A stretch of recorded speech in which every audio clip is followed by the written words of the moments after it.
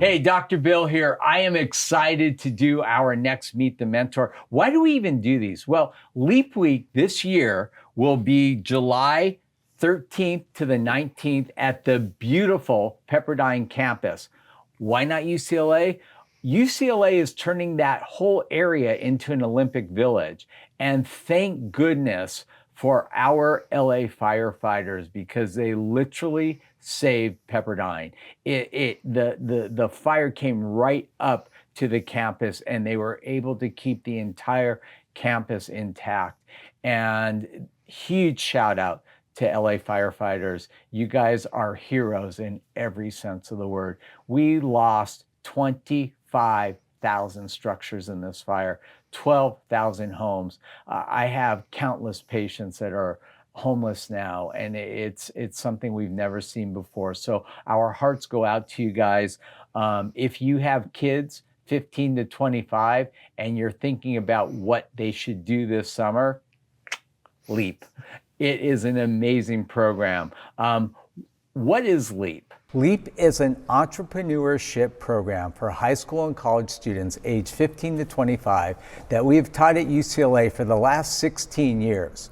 What do we teach? We teach students skills to be successful in life. And the coolest thing about LEAP is that I've asked so many of my celebrity patients and business leaders to come and help, and they do. We've had Mark Wahlberg, Paula Abdul, Michael Strahan, Kathy Bates, Anthony Hopkins, Apollo Ono, Eric Garcetti, Jason Alexander. I mean, I can go on and on and on. And these people come and share the secrets of their success with our LEAP students. Typically, we get about 500 to 550 students every summer, and we literally pack them with so much information. It's like drinking from a fire hose. And one of the parts that the students love most is when we bring in these mentors. So we started this Meet the Mentor series because we didn't want this to just be a one and done week. We wanted to do it throughout the year and continue to give these students great information from great mentors to teach them how to do businesses in every field you could ever imagine. Why do we even do these Meet the Mentor interviews? I think we're up around 250 of these. And the reason we decided to do them is you guys come to Leap, you spend a week with us, and we get these great speakers. But why do you have to wait a whole year to come back? You don't, because almost every week we're going to try and do a Meet the Mentor interview. And this week's is super special because not only is he an amazing mentor, he's a good friend of mine. So let me introduce you to Jason Stamey. He is an Emmy-nominated casting director, has had a diverse career spanning the building of the Marvel Cinematic Universe, as well as collaborating with indie films to bring A-listers up while discovering fresh talent and upcoming talent. Before entering the casting industry, he left his small town life in North Carolina to travel the world, performing aboard cruise ships in musicals and in cabarets. After relocating to Los Angeles, he joined Over the Moon Productions, where he assisted in directing the musical Spring Awakening, one of my all-time favorites.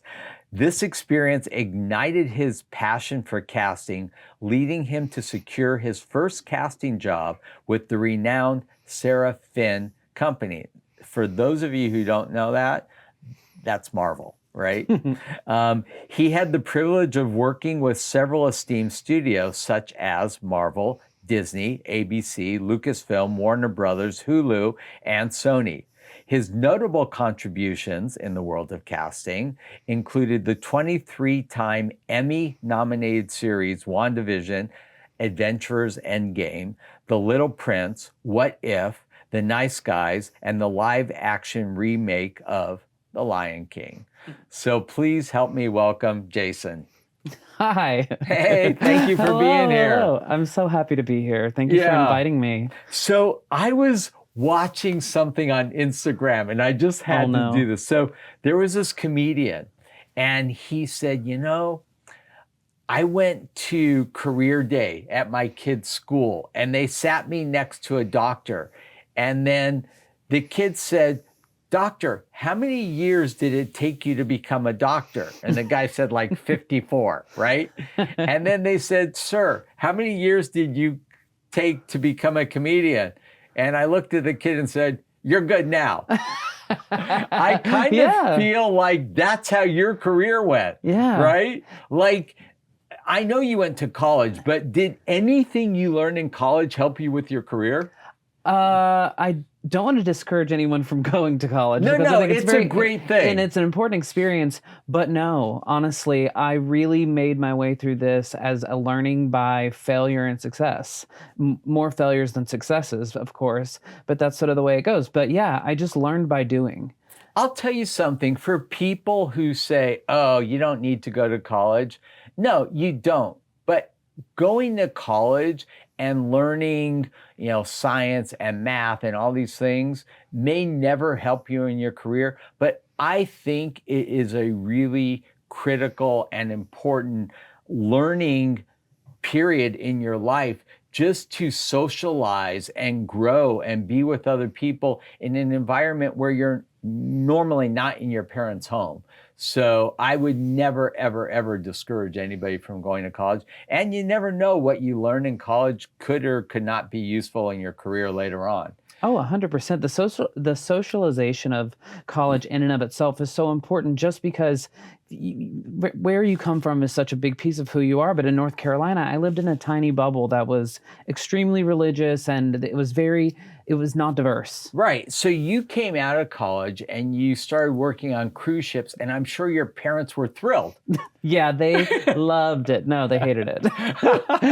But I was having the time of my life. And man, to give me such a global understanding, I was working with people from Canada, England, China, Russia, Australia, South America. I mean, learning about all of their cultures and religions and traditions. And it was just I felt like I went to school, like an not anthropology, but sort of just a social studies class for like the 4 years I did that on and off. And of course, North Carolina is so diverse. Yeah. Yeah, totally.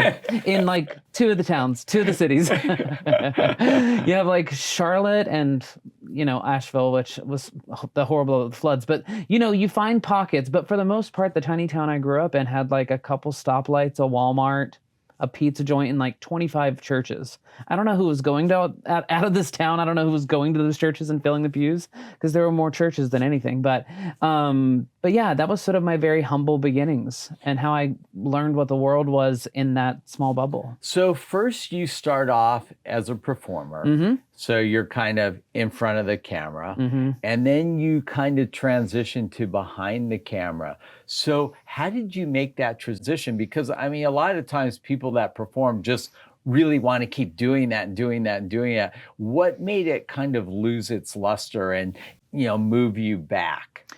Yeah, I mean, I've come to believe that like change is so important for me.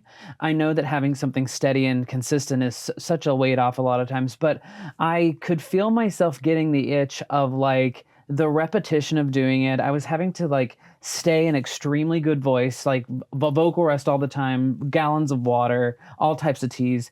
And I didn't want to move to New York. So I was like, what? And I was turning like 25, which is still early, but I knew it was like early enough in my life to say, if I'm going to make a change, I should probably do it now, And I knew I didn't want to be traveling around, not having a like home base.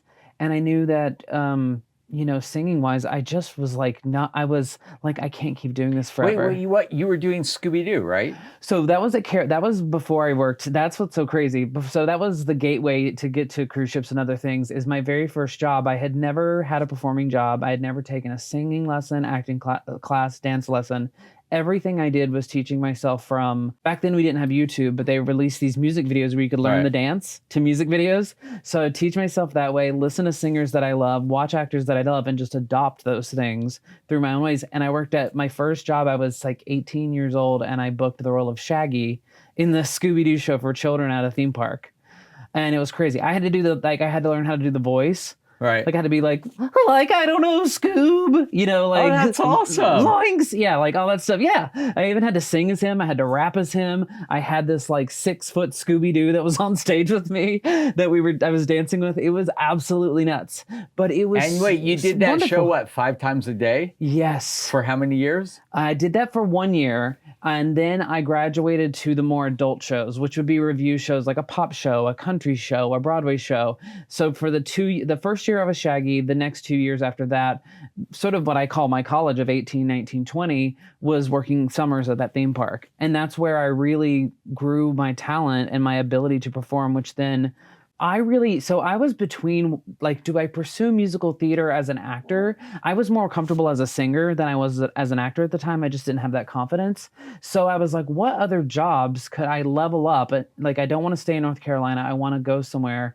And I realized they were doing bigger, fancier versions of the shows we did in theme parks on cruise ships. First of all, you were inside with air conditioning. I was not at the theme park, and 95 humidity North Carolina weather. I never had to work out. To wear the Scooby suit. Oh dear God! Can you imagine? It would be so awful. But I could eat and drink whatever I wanted because I was performing 5 shows a day in 95-degree weather outside.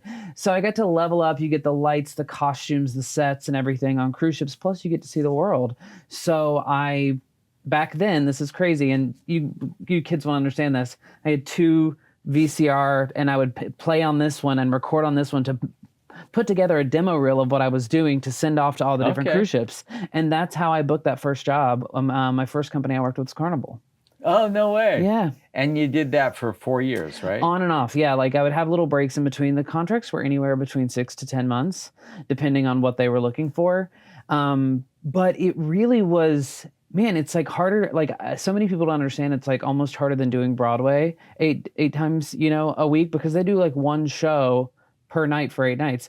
You do like 2 shows a night, every other night, if not every night on ships, and you have to do. And you're moving like this the whole time. Oh my God. Plenty of times that like you jump when you're supposed to jump in a dance, and then suddenly the floor is way closer to you. Right. And you're like, oh. We had to cancel shows sometimes because when we went around the tip of South America at Cape Horn where the oceans meet, it gets like crazy rocky. But no, but you would, as opposed to booking 1 Broadway show that is 1 style and 1 character, we had 4 shows. 1 that was legit Broadway. I was singing like Phantom of the Opera. And then the next night I was singing like Elvis and like oldies Vegas style shows. And then the next night was like 50s, 60s, 70s, 80s, 90s, like pop hits. So every single night you had to sort of put on that different hat.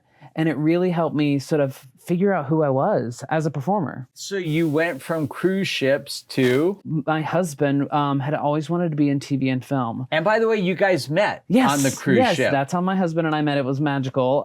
We shared a cabin with a bed and it's about been as how wide many as years? this. We've been together now for 2008. So we're coming up on almost 20 years, but wow. 18, yeah. Wow, that's long. It's a long time, and it was such a weird time to go through our 20s together. I always tell people, I'm like, wait till you're 30 and you know yourself a bit better. Like, date around, it's fine. But I found Ryan when I was, we were only like 23, 24. So it was just one of those things where we grew up together. That's awesome. Yeah. And we put up with each other through some hard times, people change, people grow. That works. I mean, my parents are now, my mom is 87 and my dad is 92. They're still friends with all of their friends that are alive from high school who are the same age. And they all got married when they were 19, 20. Wow. And they're all still married.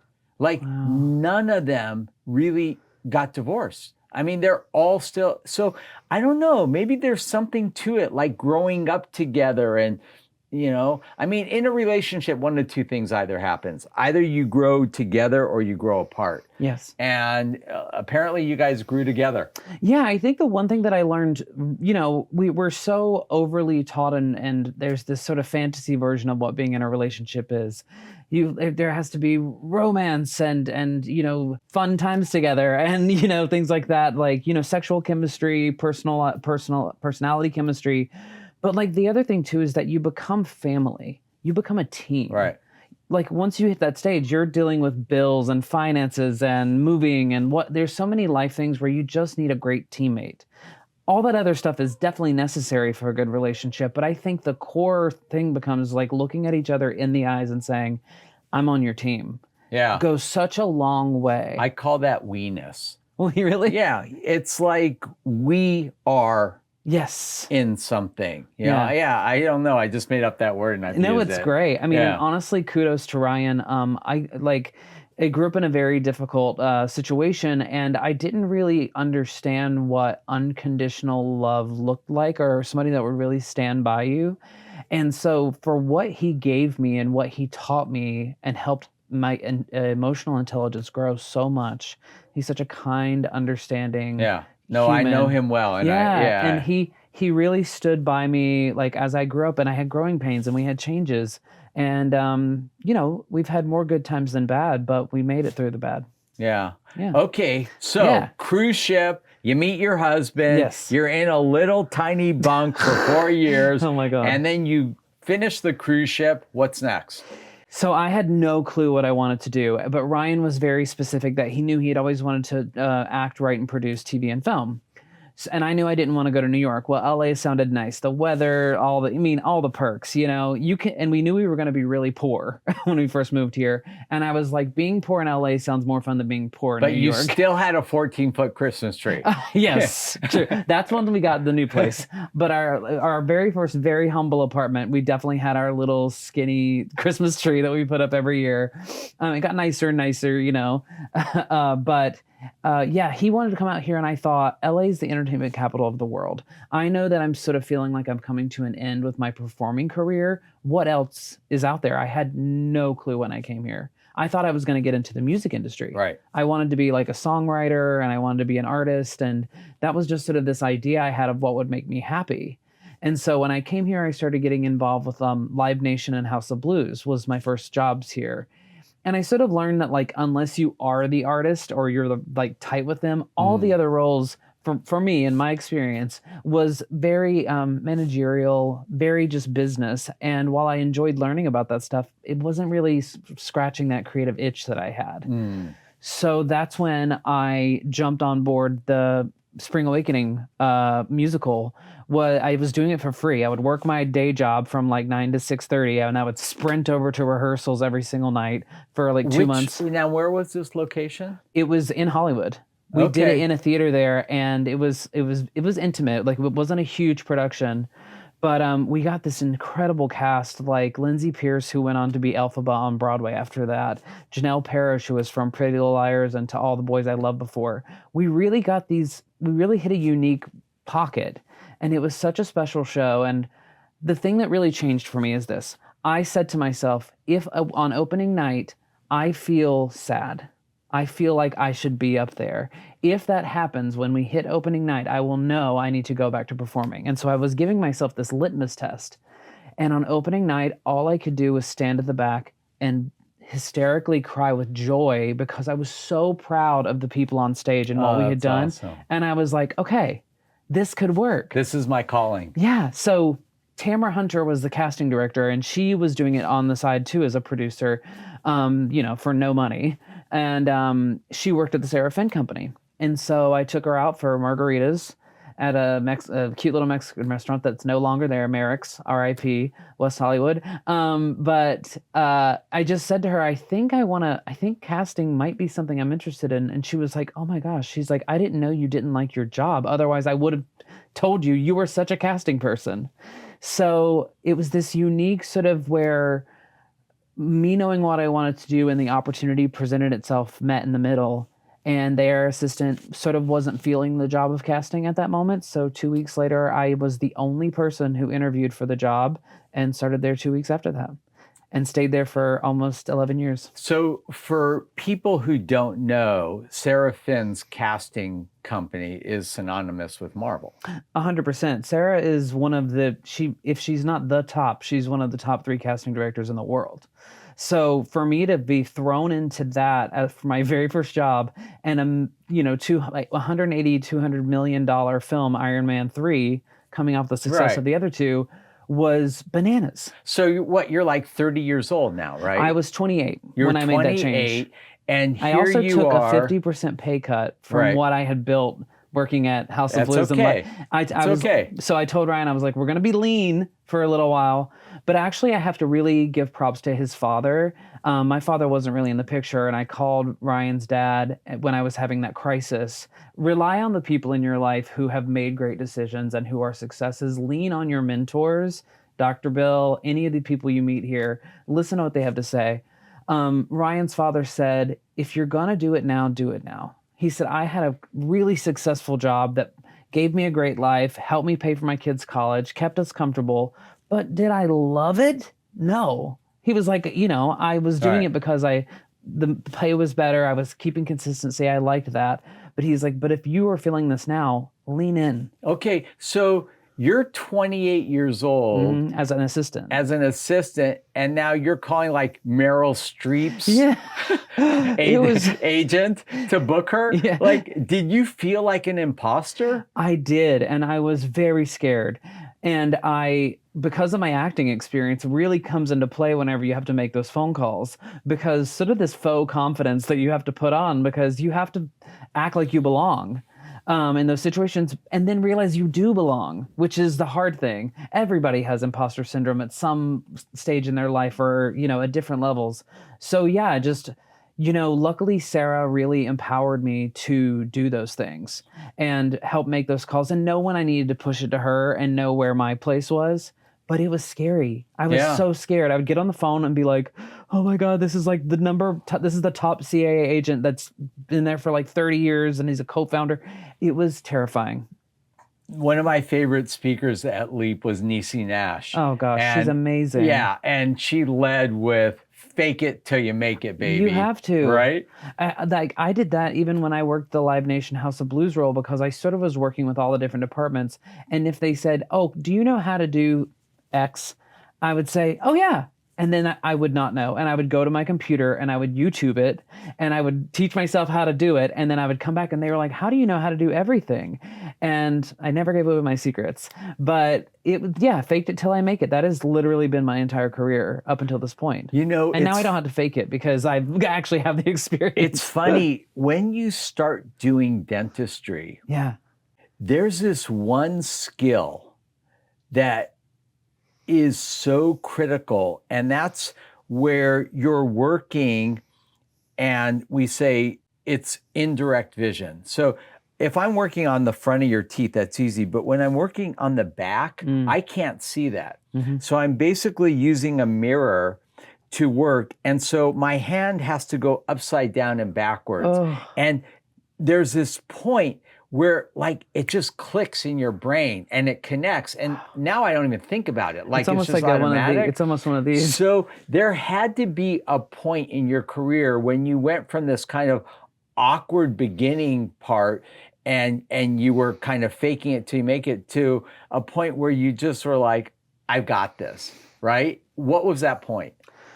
It hit that point, I think it was when, the Marvel stuff, I've always felt very supported by them, but it was interesting when we'd be challenged with something that was a little bit like out of that. Like I worked with Shane Black and Joel Silver on the movie The Nice Guys, which Russell Crowe, Ryan Gosling were already attached when we came on board. But that was the first time I felt like that movie I felt like I had such ownership over in terms of the casting, because it also shot in LA, which is not something normal. Most of my films shot in Atlanta, New York, London, Australia. So having something that shot here, I cast every single role from the leads all the way down to like the reactions, the featured extras, the one-liners. So I really felt like I had a serious hand in every single member. And so when I went to go see the movie at the premiere, some people with 2 lines gave me just as much of a thrill as seeing Margaret Qualley like play the standout role.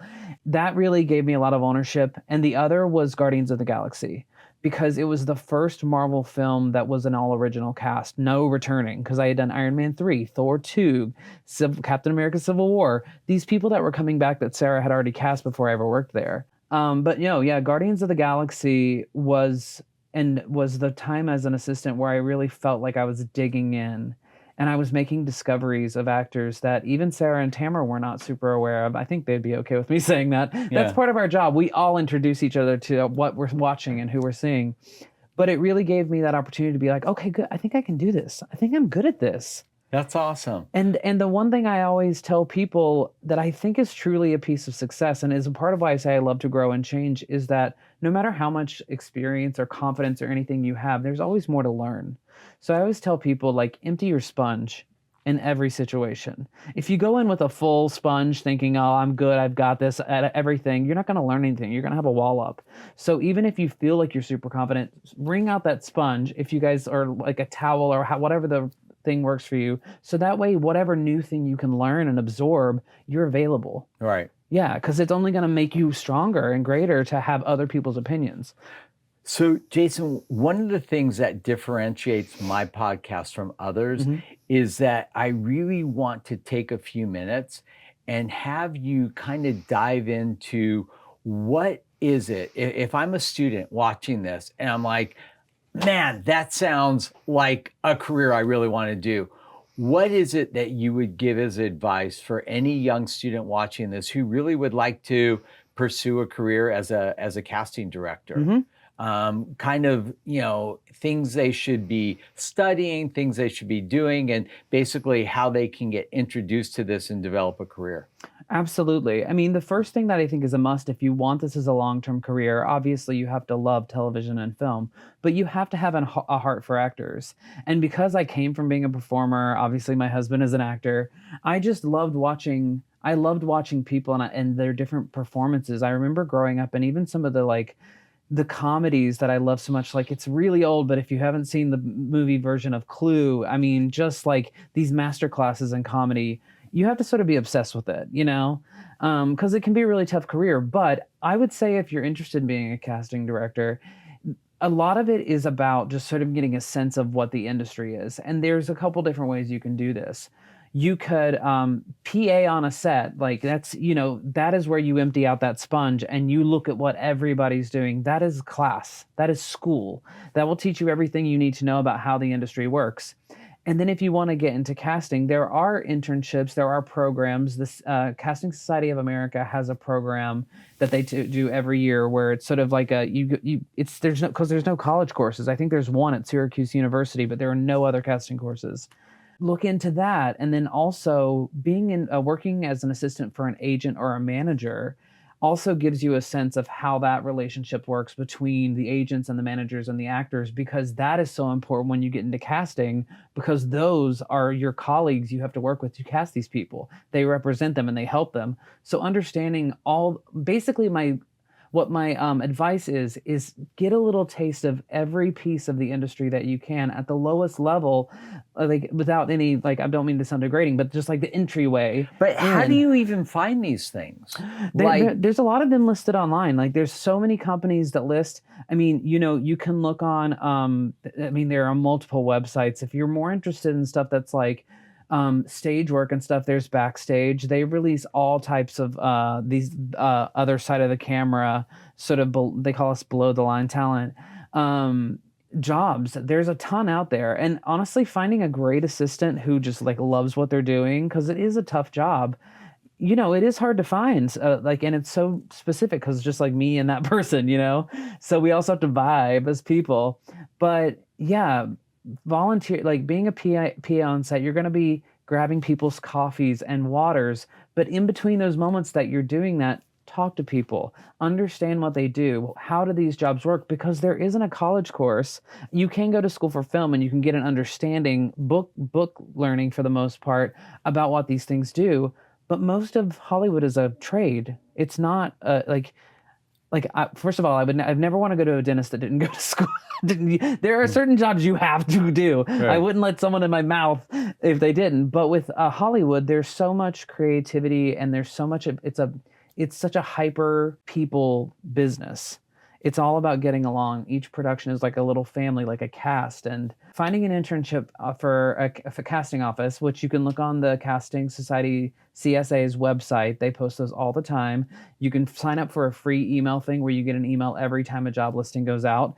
Keep your eye on that.